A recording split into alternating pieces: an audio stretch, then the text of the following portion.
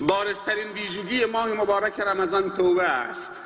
یعنی ماه رمضان برای توبه کردن هست و بهترین دعایی که در شبهای قدر انسان از خدا می‌طلبد این دعاست. ام المؤمنین عایشه رضی الله عنهما سوال فرمودن ای رسول خدا صلی الله علیه و سلم، اگه شب قدر رو ملاقات کردم چه دعایی بطلبم؟ راهنمایی بفرما. گفت این دعا: اللهم انک عفو تحب العفو فاعف عنی. اللهم انک عفو تحب العفو فاعف عنا. پروردگارا تو با گذشت هستید و گذشت کردن را دوست دارید و عفو و بخشش از بندگان گناهکار و تقصیرکار را دوست دارید. خدایا نگاه به بدی ما نکن، نگاه به خوبی خودت بکن. خدایا نگاه به تقصیر ما نکن، به جرم ما نکن. خدایا نگاه به رحمت خودت بکن. خدایا ما در ماه رمضان از تو هیچی نمی‌طلبیم، فقط بخشش می‌طلبیم، مغفرت می‌طلبیم، رحمت می‌طلبیم، بهشت می‌طلبیم. به تو پناه میبریم از خشم و غضب تو و جهنم تو. خدایا دستای ما را خالی بر نگردان و امید ما را ناامید نگردان. بارزترین ویژگی این ماه توبه است. هر کسی در گذشته این ماه، این 23 روز کوتاهی کرده، این چند روز باقی مانده را دریابه. یک توبه نصوح دست جمعی لازم است. کلا همه مردم باید توبه بکنن. اول علما، دوم طلاب، سوم معلمین. چرا اینا رو میگم؟ اول علما، چهارم معلمین مدارس، چه حوزه ها و چه مدارس دیگر. چون اینها بازاری ها، دانشجوها، ورزشکارا، مادرها، خواهرها، دخترها، پسرها، همه باید توبه بکنن تا رحمت خدا نازل بشود. علت گناه سه چیز است: یک جهل، دو ضعف اراده، سه تکبر. اگر گناه از روی جهل و نادانی باشد، وظیفه علما و معلمین و طلاب اینه که مردم رو آگاه بکنن، کلاس بذارن. خیلی از مردم گناه میکنن نمیدونن که این گناهه. وقتی بهش تذکر میدی میگه خدا ببخشه، کاش که 4 ماه زودتر میگفتی. خدا ببخشه، ما نفهمیدیم، کسی هم به ما نگفت، معذوریم. خدا از تقصیر ما بگذره، دیگه انجام نمیدهیم. وظیفه علما رو سنگین میکنه. خیلی از مردم امروز میگویند ما نمیدونستیم این گناه، آلوده شدیم. طلاب کجا هستن؟ علما کجا هستن؟ کافیه رو کرسی نشستن دردی رو دوا نمیکنه. مسلمان ها رو از ما میگیرن. زمانی که علما به مدارس چسبیدن و به منابر چسبیدن و حرکت نکردن برن در روستاها و در اطراف و در مناطق خودشون عرضه بکنن، علمشون رو به مردم برسانن، دشمنان اسلام عزیزترین سرمایه ها رو از ما گرفت. جوانای ما همه آلوده شدن. با نشستن کاری، در حرکت برکت است، در قبول زحمت رحمت است، در هجرت نصرت است. اگر علت گناه ضعف اراده باشد، خیلی مسلمان ها گناه میکنن، میدونن که گناه، اما نفسشون ضعیف است. اینا باید چیکار کرد؟ اینها باید دوستای خوب داشته باشن که هر وقتی ضعیف شدن تنها نباشن، کمکشون بکنیم.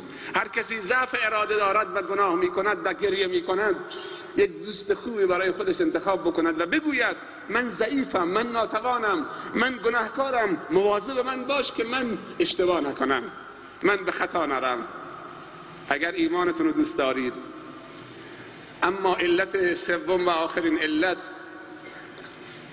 تکبر. خیلی از انسانها گناه از روی تکبر میکنن. خدا نکند که گناه من و تو از روی تکبر باشد. گناه ابلیس از روی تکبر بود. گناه بابا آدم و ماما حوا از روی ضعف اراده و جهل بود. بعد گفتن ربنا ظلمنا انفسنا و ان لم تغفر لنا و ترحمنا لنکونن من الخاسرین. اما ابلیس گفت رب بما اغویتنی، خدایا تو منو گمراه کردید. اون یکی توبه نکرد، این یکی توبه کرد، چون که از روی تکبر بود. یک داستان تکان دهنده در یک مجله منار الایمان عربی که از دوستان در استان فارس به من داد خیلی تکان دهنده است. من خوندم، ملخصش اینه: در شهر بزرگ اسکندریه مصر کشور مصر. ولی وقت تمام شده، ولی این مختصر 2 دقیقه بیشتر نمیگیره، معذرت میخوام. در شهر سالمند قصی رو روایت میکنه، میگوید این همین چند ماه سوار بودم، مسافرات تکمیل شد در ایستگاه، صدا زدن حرکت، میخوایم حرکت بکنیم، مسافرات سوار بشن. جای 1 نفر 2 نفر خالی بود، صندلی جلو من. شاگرد به این طرف این طرف نگاه میکرد تا اینکه در همین اثنا یک دختر جوان مصری مسلمان با لباسی خیلی زننده و بریخته و نیمه لخت با هیئتی خیلی زشت و قوی، مسلمان و مسلمان زاده بود، کشور مصر، آمد وارد شد. یک کیفی هم بر کتفش بود. وقتی وارد شد موت و بدن من سیخ شد و کل مسافرین همه مات و مبهوت شدن. حیرت آور بود. آمد برعکس جلو من رو همون صندلی خالی نشست. بگم 4 کلمه نصیحتش بکنم یا نمیخواد؟ من چه کار دارم؟ ولی وجدانم قبول نکرد. گفتم این نوه منه، این دختر منه، این دختر مسلمانه، این ناموس اسلامه، من وظیفه دارم، وجدانم معذره، باید بگم. یک واشکی بهش گفتم که دخترم بهتر نبود خودتو میپوشوندی، سنگین تر نبود؟ میگه از روی دلسوزی من جای پدر بزرگش بودم، به مجردی که همین کلامو گفتم از روی صندلی بلند شد. من فکر کردم میخواد تشکر بکنه، بلند شد هرچی حرف زشت در دنیا هست به من پیرمرد با صدای بلند زد، هم آبروی خودش و هم منو نابود کرد. گفتم استغفر الله، لا حول ولا قوة الا بالله. با چه چیزی مواجه شدم؟ بعد نشست رو صندلی، 1 نیم ساعت نشست، اتوبوس رفت، دوباره بلند شد. گفتم حتما داره فکر میکنه که اشتباه کرده، میخواد معذرت خواهی بکنه. دوباره بلند شد، با یک تکبر و غروری کیفشو در آورد، در کیف باز کرد، 1 تلفن همراه داخل کیفش بود. گفت پیرمرد خرفتی، تو که میگی خدا و جهنم و آخرت، این تلفن منو بگیر، به اون خدا زنگ بزن تا غرفه‌ای و اتاقی در جهنمش برای من رزرو بکنه. گفتم لا حول ولا قوة الا بالله، انا لله، استغفر الله، خدایا من با چی مواجهم؟ بعد میگه دختر نشست، تلفنشو گذاشت و نشست، سرش گذاشت روی صندلی جلوی، سر بلند نکرد، ماشین رفت تا رسید به مقصد. بعد میگه شاگرد گفت اینجا آخرین ایستگاه، پیاده بشید. رسیدیم. بعد میگه همه پیاده شدن، ما چند نفر نشسته بودیم. سرت بلند کن. جواب نمیده. خانم به مقصد رسیدیم، مسافرها پیاده شدن، تو فقط موندی. گفت جواب نمیده. میگه دست زد به بدن این دختر جوان، افتاد تو راهرو. نگاه کردن که نفس خالی کرده. وقتی دعوت شد اتمام حجت شده، باقیش دیگه با خداست.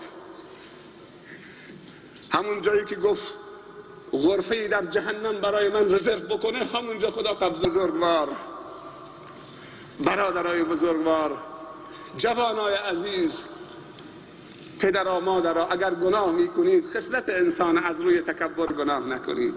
اگر گناه میکنید توبه بکنید. گناه کردن مهم نیست، توبه کردن مهم است. معذرت میخوام بابت این چند دقیقه که طولانی شد از جناب استاد و رهبر بزرگمون حضرت مولانا حفظه الله و دیگر نمازگزاران عزیز، خصوصا اونایی که در خیابانن. به همه شما خداوند جزای خیر عنایت بفرماید. طاعات و عبادت و روزه و صیام و تلاوت و تراویح و تسابیحتون به درگاه خودش قبول بفرماید. در هر کاری خاتمه به خیر بشویم و حسن الخاتمه نصیب ما و شما و تمامی خواهر و برادر مسلمان بشود. و آخر دعوانا ان الحمد لله رب العالمین